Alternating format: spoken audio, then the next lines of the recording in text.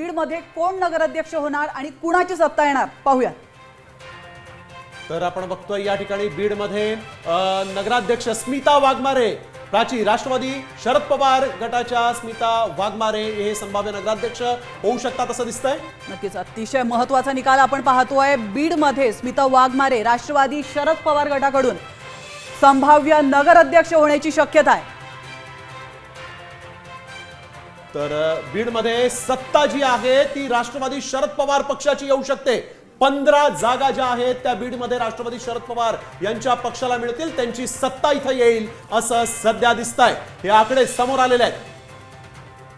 तर आपण पाहतोय राष्ट्रवादी शरद पवार पक्षाचे 15 नगरसेवक या ठिकाणी निवडून येऊ शकतात, त्यामुळे राष्ट्रवादी शरद पवार गटाची सत्ता येण्याची शक्यता या ठिकाणी दिसते।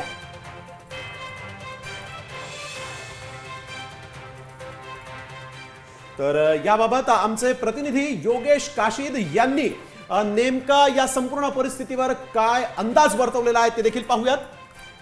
बीडची नगर परिषदेची निवडणुकीत चौरंगी पाहायला मिळते। भाजपा, राष्ट्रवादी अजित पवार गट, राष्ट्रवादी शरद पवार गट आणि MIM एकंदरीत पाहायला गेलं तर या निवडणुकीमध्ये नेमकं पारडं कोणाचं जड आहे, कोणता पक्ष बाजी मारू शकतो, कोणता उमेदवार बाजी मारू शकतो, तर आपण पाहायला गेलं तर भाजपाच्या उमेदवार आहेत ज्योती कुंभरे आहेत, तर राष्ट्रवादी शरद पवार गटाच्या उमेदवार स्मिता वाघमारे आहेत। तर एकंदरीत पाहायला गेलं तर राष्ट्रवादी अजित पवार गटाच्या उमेदवार ह्या प्रेमलता पारवे असून MIMच्या उमेदवार ह्या सुरेखा श्रृंगारे आहेत। एकंदरीत पाहायला गेलं तर विधानसभा असेल किंवा लोकसभेची निवडणूक पाहायला गेले तर मराठा विरुद्ध OBC हा संघर्ष पाहायला मिळाला। मात्र तेवढंच बीड शहरामध्ये मुस्लिम समाज देखील निर्णायक आहे किंवा मुस्लिम समाजाचं मतदान देखील निर्णायक आहे। त्याचबरोबर OBC समाजाचं देखील बीड शहरामध्ये मतदान जे आहे ते निर्णायक असून येणाऱ्या काळामध्ये भाजपा विरुद्ध राष्ट्रवादी शरद पवार गट अशी काटेकी टक्कर या ठिकाणी पाहायला मिळणार आहे।